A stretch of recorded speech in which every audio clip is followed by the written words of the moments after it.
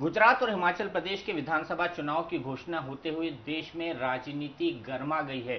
1.5 साल बाद ही आम चुनाव होने हैं। ऐसे में राजनीतिक आरोप और प्रत्यारोप लगना लाजमी है और मुख्य विपक्षी पार्टी भारतीय जनता पार्टी के अध्यक्ष के तौर पर नितिन गडकरी जी पर भी कई तरह के आरोप लगते हैं और लोग उन पर कई दफा आरोप मढ़ने की भी कोशिश करते हैं। इस बारे में और बातचीत करने के लिए हमारे साथ हैं खुद नितिन गडकरी जी। नितिन जी, आपका बहुत बहुत स्वागत है हमारे इस खास कार्यक्रम में। सबसे पहला सवाल आपसे जानना चाहूंगा कि हाल ही के दिनों में जो सबसे बड़ा चर्चा का मुद्दा बना है वो ये बना है कि इंडिया अगेंस्ट करप्शन के अरविंद केजरीवाल ने सोनिया गांधी जी के दामाद रॉबर्ट वाड्रा पर आय से अधिक संपत्ति का आरोप लगाया। ये कहा कि 50 लाख की पूंजी से लगभग 300 करोड़ रुपए उन्होंने जमा कर लिए प्राइवेट कंपनी डीएलएफ की तरह। लगातार बार बार वो दस्तावेज पेश कर रहे हैं। इस बारे में आपका क्या मानना है? क्या इसकी जांच होनी चाहिए? बिल्कुल जांच होनी चाहिए और कांग्रेस पार्टी ने और यूपीए सरकार ने अगर वो निर्दोष है तो जांच होने देनी चाहिए ताकि सच लोगों के सामने आ जाएगा। अगर निर्दोष होंगे तो अच्छा होगा, उसमें डरने की बात क्या है। लेकिन वो कह रहे हैं कि ये तो प्राइवेट डीलिंग है। डीएलएफ एक प्राइवेट इंस्टीट्यूशन है, रॉबर्ट वाड्रा एक प्राइवेट बिजनेसमैन है। अगर दो प्राइवेट लोगों के बीच किसी तरह की डीलिंग होती है तो वो फिर वो जांच के दायरे में कैसे आती है? देखिए, पहली बात तो ऐसी है कि रॉबर्ट वडेरा जी सोनिया गांधी जी के दामाद हैं और स्वाभाविक रूप से अगर ये आरोप होते होंगे तो उन्होंने सुमोटो ये भूमिका लेनी चाहिए कि इसकी इंक्वायरी करो, कोई प्रॉब्लम नहीं है उनका। अब मेरे साथ क्या संबंध है? और अगर मैं ना शरद पवार का बिजनेस पार्टनर हूं तो अजय संचेती का पार्टनर हूं। मैंने तो आह्वान किया है कि कोई भी इंक्वायरी करना है करो, अगर साबित हुआ तो मैं राजनीति छोड़ दूंगा। आखिर क्या होता है कि जो गलत बातें होती है तो उसके ऊपर अगर इंक्वायरी के लिए हम तैयार हो जाएंगे तो लोगों के सामने सच आ जाएगा। मैं उस सवाल पर आऊंगा, लेकिन यहां पर आपसे जो सबसे महत्वपूर्ण पहलू है वो ये जानना चाहता हूं कि लोग ये कह रहे हैं कि अरविंद केजरीवाल कोई आरोप चस्पा कर कर भाग जाना चाहते हैं। वो सपोर्ट में सिर्फ कंपनी ऑफ रजिस्ट्रार के दस्तावेज पेश कर रहे हैं, उनके पास कोई पुख्ता सबूत नहीं है। वो सिर्फ पब्लिक गैलरी के ऊपर एक आरोप मढ़ना चाहते हैं। ऐसा लगता है लोग उस पर भरोसा कर लें या लोग उससे इन्फ्लुएंस हो जाएं और फिर वो एक अगले व्यक्ति पर अगले आरोप की तरफ निकल जाएंगे। क्या आप इस तरह की राजनीति को सही मानते हैं? देखिए, उनकी भूमिका ऐसी है कि इस देश के सभी राजनीतिक नेता भ्रष्ट है और सभी नेता चोर हैं और इसलिए सबको हटाकर उनके पार्टी को जिताओ। तो ये फिलॉसफी को मजबूत करने के लिए जितने राजनीतिक नेता और पार्टियां हैं सबके बारे में कहना ये उनकी नीति है। वो उन्हें क्या कहना चाहिए और क्या बोलना चाहिए उनका सवाल है, पर इस देश की जनता समझती कि सच क्या और झूठ क्या है, वो उसका निर्णय करेगी। इसी बात पर आऊं, जैसे अंजलि दमानिया जी जिन्होंने आपका मंच शेयर किया था, उन्होंने आपके बारे में एलिगेशंस लगाए। आपने उनसे कहा कि शरद पवार हमारे 5 काम करते हैं, हम 5 काम करते हैं शरद पवार के, ऐसे में मैं उन पर आरोप कैसे लगा सकता हूं, सिंचाई घोटाले को कैसे खोल सकता हूं। क्या वाकई में आपकी उनसे कोई मुलाकात हुई थी और मुलाकात अगर हुई तो क्या बात हुई? देखिए, महाराष्ट्र में पिछले 2 साल से मैं कोई बाइट देता नहीं, कोई स्कैंडल पर कोई प्रतिक्रिया देता नहीं और कोई टीवी को कोई मुलाकात नहीं देता। कारण इसका कारण ऐसा है कि मैं राष्ट्रीय अध्यक्ष बनने के बाद मैंने महाराष्ट्र पे किसी भी प्रश्न पर बोलना बंद किया है। दूसरी बात, तेलगी का प्रकरण मैंने निकाला था। महाराष्ट्र में अनेक स्कैंडल्स मैंने, वक्फ बोर्ड का स्कैंडल मैंने निकाला है। महाराष्ट्र के विधानमंडल में जो हमारे यहाँ नाफ्ता पेट्रोल और डीजल में मिक्स होता है वो भी मैंने निकाला था। अनेक जगह सिंचन के किसी भी अनेक भ्रष्टाचार के विषय मैंने महाराष्ट्र विधानसभा में निकाले। उस समय महाराष्ट्र में विपक्ष का नेता था। अब मैं भारतीय जनता पार्टी का अध्यक्ष बना हूँ तो स्वाभाविक रूप से हमारे आमदार देवेंद्र फडणवीस, किरीट सोमैया जी, इन्होंने अनेक प्रकार के घोटाले बाहर निकाले। अब ये घोटाले उन्होंने बाहर निकाले और महाराष्ट्र में वो बोल रहे हैं, तो मैं राष्ट्रीय अध्यक्ष होने के नाते मैं इसके बारे में नहीं बोलता। दूसरी बात, शरद पवार जी का और एनसीपी का कांग्रेस का शासन, कांग्रेस का और एनसीपी का महाराष्ट्र में है, तो क्या देवेंद्र फडणवीस ने भ्रष्टाचार नहीं निकाला बाहर? ये स्कैंडल इरिगेशन का वो भारतीय जनता पार्टी का ही है, जनरल सेक्रेटरी है। क्या मैं अध्यक्ष हूं और उनने ये काम किया तो ये भारतीय जनता पार्टी ने निकाला हुआ काम नहीं है? अब सब विषयों पर मैं कैसे बोलूं? अगर आपकी रीजनल चैनल का कोई होगा तो वो रीजनल विषय पर सब्जेक्ट लेगा। अब महाराष्ट्र में कोई रीजनल सब्जेक्ट पर आप मेरी मुलाकात लोगे क्या? नहीं लोगे। वैसे मैं बीजेपी का राष्ट्रीय अध्यक्ष होने के बाद मैं यहाँ की स्थिति पर नहीं बोल रहा हूँ और मैंने अनेक लोगों को कहा कि मैं नहीं बोलूंगा। इसका मतलब क्या मैं इरिगेशन स्कैंडल को सपोर्ट कर रहा हूँ? मुझे लगता है ये आरोप गलत है। और रही बात मेरे उनके बिजनेस रिलेशन के बारे में, शरद पवार से मेरे संबंध ये तो बात सही है क्योंकि वो महाराष्ट्र के कद्दावर नेता है और उनके ऊपर कोई भी आरोप करने के पहले तो अध्ययन करके ही करेंगे। पर इसका मतलब भारतीय जनता पार्टी कभी चुप नहीं रही है। एनसीपी के स्कैंडल जो है, छगन भुजबल जी के, उस समय मैं विरोधी पक्ष नेता था, मैंने तेलगी प्रकरण निकाला, जब वो अनेक प्रकरण ऐसे कि एनसीपी के मंत्रियों पर हमने अटैक किया है, पर कोई शरद पवार जी के कागज है और हम कोई बोले कि आप बोलो, तो आखिर कोई भी कागज जांच कर अध्ययन करके ही कोई बोलेगा। वो दिग्विजय सिंह जैसा नहीं है कि पहले आरोप करना और बाद में जब नोटिस दिया मैंने तो अब बोले मैं अध्ययन कर रहा हूं, तो अब इसका मतलब अध्ययन करके आरोप नहीं किए, तो ऐसा तो नहीं होगा। तो मुझे लगता है यह सारासार गलत है। और मैं दीपक जी कह चुका हूं कि शरद पवार जी के साथ, अजय संचेती के साथ मेरे कोई व्यावसायिक संबंध है, ऐसा कोई भी सिद्ध कर देगा तो मैं राजनीति से संन्यास ले लूंगा, छोड़ दूंगा राजनीति। ये झूठे आरोप में कोई मतलब नहीं है। अब कहीं ना कहीं मेरा संबंध जोड़कर, झूठे आरोप करके, कहीं मेरी पार्टनरशिप बताकर, कहीं ये करके, एक प्रकार का षड्यंत्र कांग्रेस पार्टी इसलिए कर रही है कि कांग्रेस पार्टी भ्रष्टाचार में लिप्त है। और ये जो 4,38,000 करोड़ के 3 स्कैंडल हुए जो सीएजी ने बाहर निकाले हैं, इसलिए अब कांग्रेस पार्टी प्रमुख विपक्षी पार्टी होने के कारण बीजेपी के अध्यक्ष को भी बदनाम करो, हम तो काले पर ये भी काले हैं करके मेरे खिलाफ ये षड्यंत्र कांग्रेस पार्टी कर रही है। और जानबूझकर झूठी झूठी बातें लाकर मुझे कैसे फंसाया जाएगा ऐसी कोशिश कर रहे हैं। सबसे पहला आरोप जो आप पर लगा वो दिग्विजय सिंह ने लगाया। उनका कहना था अजय संचेती और आप पार्टनर हैं, आप उनको राज्यसभा में इसी लेकर आए और कोल ब्लॉक का जो आवंटन है वो भी आपने कराया। इसमें क्या हकीकत है? देखिए, 2 साल, मैं अध्यक्ष बनने के 2 साल पहले अजय संचेती को वो कोल माइन मिली हुई है। मैं जब महाराष्ट्र में मंत्री था पीडब्ल्यूडी का, मैंने 8,000 करोड़ के काम किए, एक्सप्रेस हाईवे बनाया, फ्लाईओवर्स बनाया, सीलिंग प्रोजेक्ट में। अगर वो मेरे पार्टनर उनको कोई काम देता, 8,000 करोड़ में 1 रुपए का काम मैंने कभी उनके कंपनी को दिया नहीं है। वो 3 पीढ़ियों की कंपनी है और वो लगातार काम कर रहे हो। और उनके ग्रैंडफादर हमारे संघ के जिला संघ चालक थे, उनके भाई जनसंघ के एमएलए थे, अब उनका चाचा बीजेपी का एमएलए है। और हमारे परिवार से ये भी विद्यार्थी परिषद में काम करते थे, एक अच्छे यंग है, काम कर रहे हैं। उनके परिवार से मेरे संबंध है, परिवार से तो सबके हैं, कांग्रेस के भी अनेक नेताओं के परिवार से मेरे संबंध है। इसका मतलब क्या, मैंने शादी में आपको भी बुलाया, सब दुनिया भर के मीडिया को बुलाया, इसका मतलब क्या मेरी पार्टनरशिप हो गई क्या?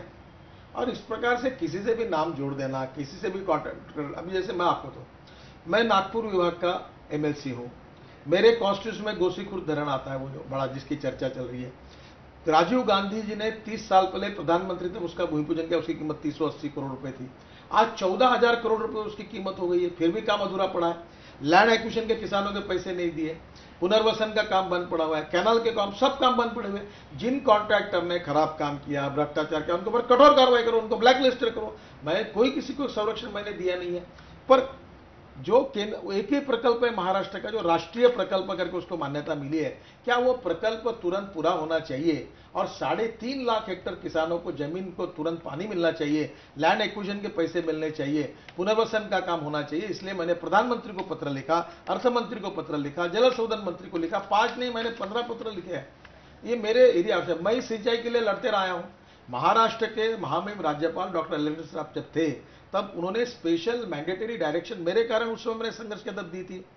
विधानसभा का स्पेशल अधिवेशन मेरे कारण बुलाना पड़ा, 2 बार एडवोकेट जनरल को वहां आना पड़ा, मैं इसके लिए संघर्ष करता रहा। अब प्रकल्प पूरा होना चाहिए ये कहना, तो मैं अगर ठेकेदारों को मदद कर रहा हूं, ये तो मुझे अच्छा लगा। कल आपने कहा नहीं, लेकिन एक छोटा सा आपको सवाल हुआ, महंगाई कम होनी चाहिए, ऐसा अगर दीपक चौरासी ने कहा तो इसका इंटरप्रिटेशन दिल्ली की मीडिया निकालती है कि इसलिए कहा क्योंकि उनकी पत्नी कह रही है कि मुझे सस्ती चीजें मिलनी चाहिए, शक्कर 2 रुपए किलो, गेहूं 1 रुपए किलो, ये सस्ती चीजें उनके पत्नी को घर में चाहिए, इसलिए दीपक चौरासिया टीवी पर कह रहा है महंगाई कम होनी चाहिए। ऐसे तर्क अगर निकलेंगे तो इसका क्या जवाब दिया जा सकता है? लेकिन सवाल यह है कि जो लोग आप पर ये आरोप चस्पा करने की कोशिश कर रहे हैं, या जिन लोगों ने आप पर ये आरोप लगाया है, चाहे वो अंजलि दमानिया हो या फिर जिस तरह से उस दिन वो लेटर बाहर निकला हो, दोनों का ये कहना है कि आप ठेकेदारों के सपोर्टर हैं, ठेकेदारों के साथ खड़े हैं, न कि किसानों के साथ। मेरा 15 साल का ट्रैक रिकॉर्ड निकालो कि महाराष्ट्र के विधानमंडल में मैं 18-20 साल था, कितने बार मैं सिंचाई के लिए लड़ा हूं।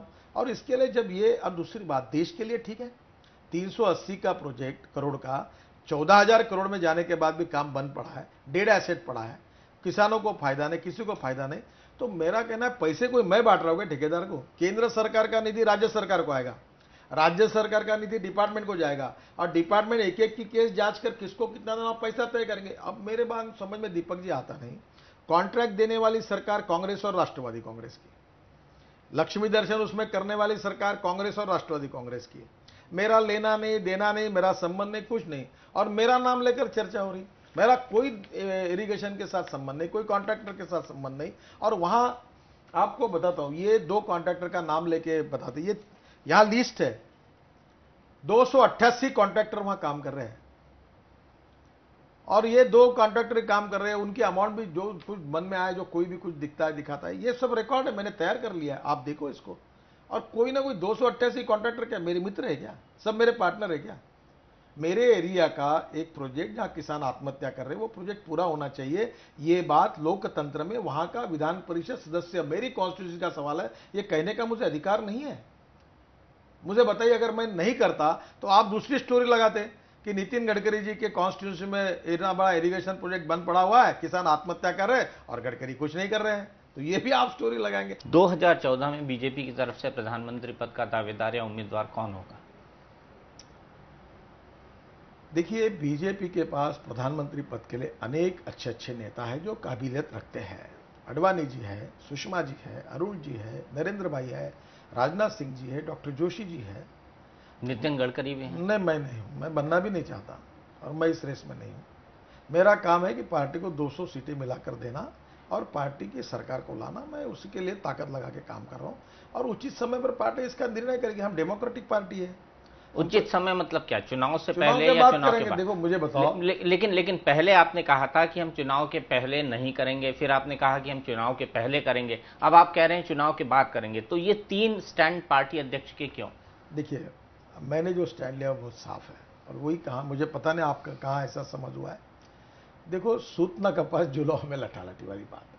हमारी मेजोरिटी नहीं आई तो प्रधानमंत्री बनने का उम्मीदवार कहाँ था? अरे शादी नहीं हुई तो लड़के के बारे में उसको नाम रखने का प्रोग्राम तय करने का मतलब क्या होता है?